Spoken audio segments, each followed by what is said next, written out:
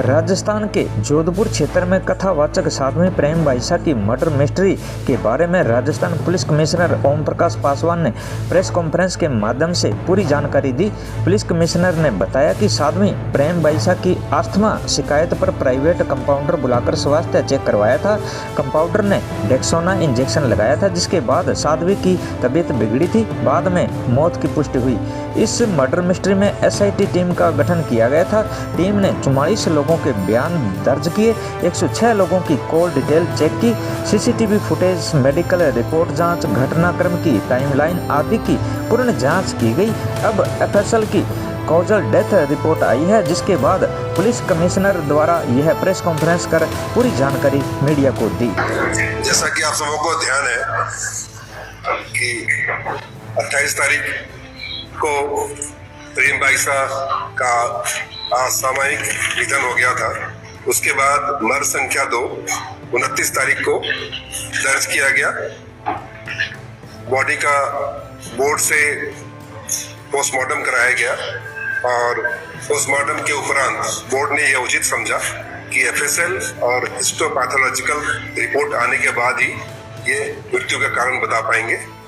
उसके बाद एसआईटी का गठन किया गया और एसआईटी ने अपने जो बयान हैं 44 लोगों के बयान लिए हैं, 106 लोगों की कॉल डिटेल की एनालिसिस की है, सोशल मीडिया एनालिसिस किया गया है,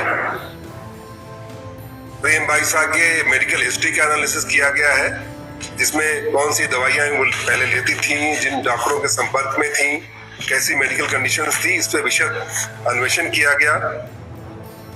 उसके अलावा जो घटनाक्रम का टाइमलाइन है, जिस समय इनकी तबीयत खराब हुई और जब इनकी मृत्यु कारित हुई, उसके बीच में कौन कौन से घटनाक्रम हुए और कौन सा टाइमलाइन रहा, उसमें किसके फोन आए, सीसीटीवी कैमरा फुटेज, जो उस दौरान जो लोग मुझसे मिले उनके बयानात। इसके अलावा चूंकि यहाँ पर इंजेक्शन से रिलेटेड भी इश्यूज आए, जिस दवाई का प्रयोग किया गया, इस संबंध में ड्रग कंट्रोलर से भी मंतव्य लिया गया।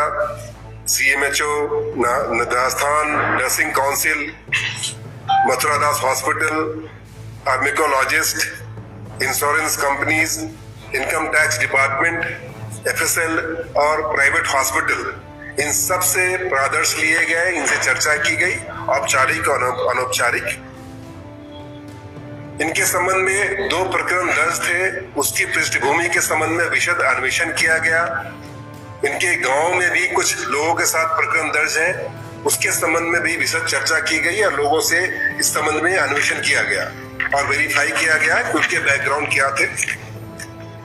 उसके बाद तारीख को हमें एफएसएल और हिस्टोपैथोलॉजिकल रिपोर्ट प्राप्त हुई। उसके बाद हमने जो हमारी मेडिकल बोर्ड है उसको एफएसएल और पैथोलॉजिकल रिपोर्ट भेजी। उसमें कॉज ऑफ डेथ आया due to shock as a result of cardiopulmonary arrest due to pulmonary pathology, और उसमें उन्होंने लिखा हुआ है अस्थमा ऑब्लिक सीओपीडी। तो मैं बताऊं, जो कॉज ऑफ डेथ उन्होंने बताया है कि इनको फेफड़े से संबंधित कोई बीमारी थी और उस कारण से कार्डिक अरेस्ट आया, पल्मोनरी अरेस्ट आया और उस कारण से शॉक जनरेट हुआ और उनकी मृत्यु हुई। इस संबंध में जो रिपोर्ट आई है, हमारे कुछ क्वेरीज थे जो मेडिसिन लगाए गए हैं, उस संबंध में हमने फिर से बोर्ड से रिपोर्ट मांगी है और जैसी बोर्ड से रिपोर्ट आएगी उसके बाद हम फाइनल निर्णय लेंगे। परंतु मैं आपको बता दूं, इस दौरान जिन जिन लोगों के बयान लिए गए, जो तथ्य संग्रहित की, बहुत ही क्लियर कट आया कि इसमें पॉइजन नहीं पाया गया है, बॉडी में कोई सेक्सुअल ऑफेंस करना नहीं पाया गया है और कोई ऐसी एक्सटर्नल इंजरी या इंटरनल इंजरी नहीं पाई गई है। एक तथ्य सामने आया कि जो इंजेक्शन दिया गया है देवी सिंह जो कंपाउंडर है उनके द्वारा, तो उसमें ड्रग रूल की अवहेलना पाई गई, जो कि जो मेडिसिन दिए गए थे वो शेड्यूल एच में आते हैं और उसको एक प्रिस्क्राइब्ड मेडिकल प्रेडिक्शनर ही दे सकता है, जो कि शेड्यूल ड्रग है। नेशनल मेडिकल कमीशन एक्ट 2019 की भी अवहेलना पाई गई, जो कि वो रजिस्टर्ड प्रैक्टिशनर नहीं थे। इसके अलावा कमीशन एक्ट 2023 की भी अवहेलना है, चूंकि ये नर्सिंग का कोर्स कर चुके थे, परंतु इन्होंने जो मेडिसिन एक रजिस्टर्ड डॉक्टर दे सकता है, उन्होंने वो एडमिनिस्टर किया। क्योंकि ये पहले भी उनके यहाँ इलाज के लिए जाते थे, जैसा कि तथ्यों में आया है और एनिमेशन में भी आया है। इनके नॉलेज में था कि किस मेडिकल कंडीशंस में वो गुजर रही हैं। इसके बावजूद भी उन्होंने जो सेट नॉर्म्स हैं उनकी अवहेलना की, तो प्रथम दृष्टया उपेक्षापूर्ण कृत्य करना कंपाउंडर के द्वारा पाया गया है। इस संबंध में जैसे ही हमारी पोस्टमार्टम की जो बोर्ड है मांगे हैं और उसकी रिपोर्ट आएगी, तो हम बीएनएस और जो राजस्थान मेडिकल एक्ट 1952 के तहत कार्रवाई करेंगे। अब ये फोरम ओपन है, एसआईटी भी आपके पास बैठी है और मैं भी हूँ। आपके कोई प्रश्न हो तो उसके जवाब दिए जा सकते हैं।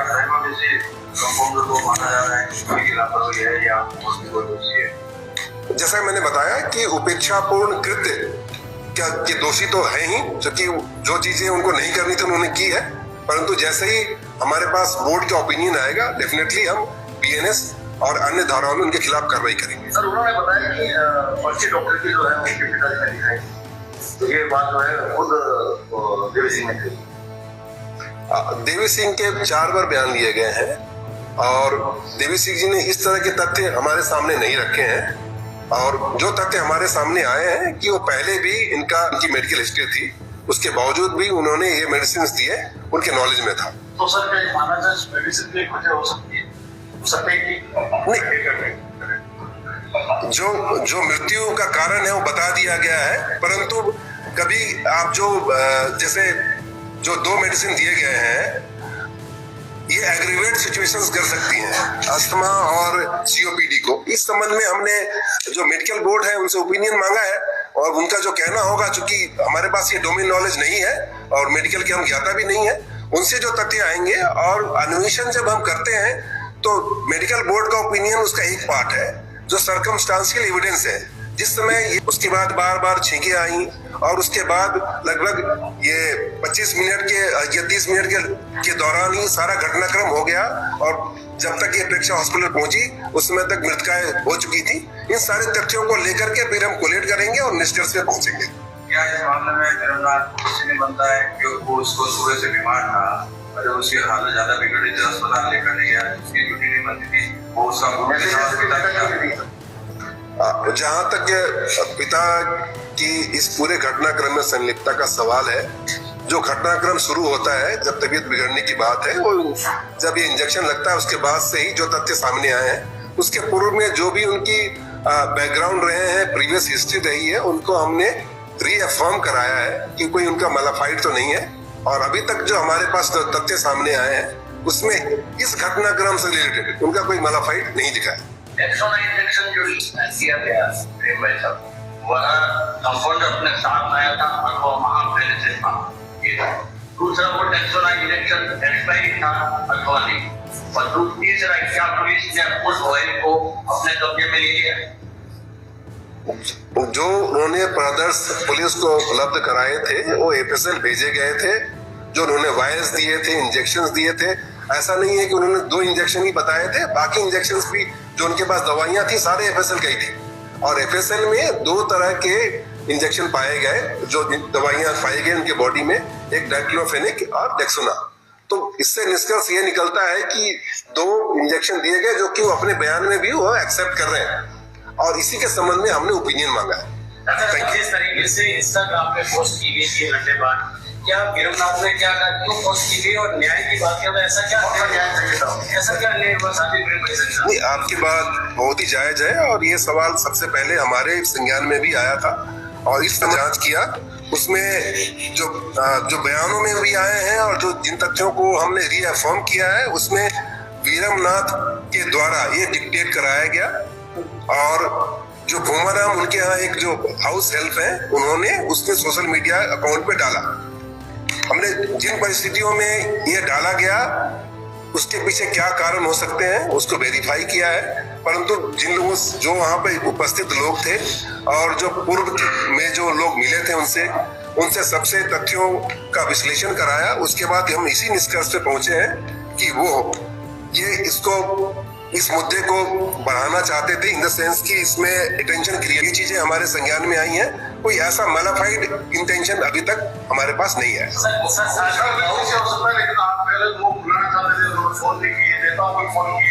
और 3 घंटे बाद इंटेंशनली ये मैसेज करवाया गया, तो उनसे बात हुई क्या कि वो किस लोगों के खिलाफ कार्रवाई चाहते हैं? क्योंकि वहाँ पे थाने के बारे में बयान नहीं दिया कि मैंने वो बताया जो लोग वो परेशान करते थे, कोई नाम आए सामने से? मेरा सिर्फ इतना कहना है कि जो पोस्टमार्टम की रिपोर्ट है, जो जितने साक्ष्य हैं, मैंने कहा है, आपने देखा होगा 44 लोगों के बयान है और अनौपचारिक लोगों पे पता नहीं सैकड़ों लोगों से हमने चर्चाएं की हैं। सारे तथ्यों को कोलेट करने के बाद में हम इस स्टेज पे पहुंचे हैं।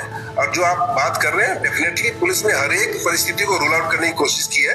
और आज मैं कह रहा हूं, आज हमारे पास फाइल में कोई ऐसे तथ्य नहीं आए हैं जो इस घटना से, मैं बार बार कह रहा हूँ,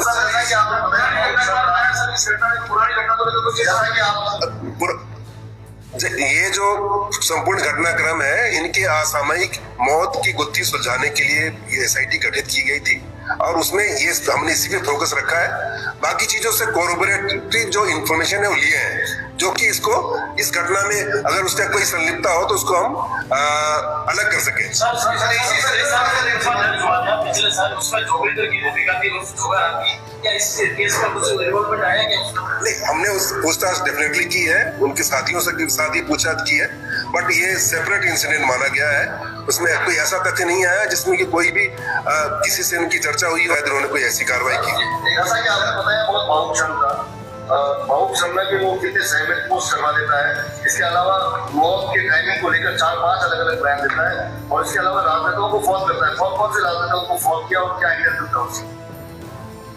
जब पुलिस अन्वेषण करती है, स्पेशली एसआईटी अन्वेषण करती है, और भी SIT is headed by a very qualified lady officer. मेरा सिर्फ आपको इतना ही कहना है कि हमारा जो फोकस रहता है अन्वेषण पे रहता है। इन नेताओं को फोन किया, ये इंडिविजुअल इंपॉर्टेंट नहीं है, तथ्य ये इम्पोर्टेंट है कि क्या इस घटना से संबंधित कोई चीज उनसे डिस्कस की गई और क्या ऐसा कोई इंटेंशन हम क्रिएट कर पाए जो कि इस घटना में किसी की संलिप्तता को जाहिर करता हो। मैं आपको बताता हूं, अभी तक कोई ऐसा तथ्य सामने नहीं आया जिसके साथ उन्होंने षड्यंत्र रच करके घटना को कारित की हो। क्योंकि ये जो मृत्यु जो कारित हुई है उसमें जो ओपिनियन है, वो ओपिनियन ऐसा कुछ है ही नहीं जिसमें कि वो षड्यंत्र की बुआती हो।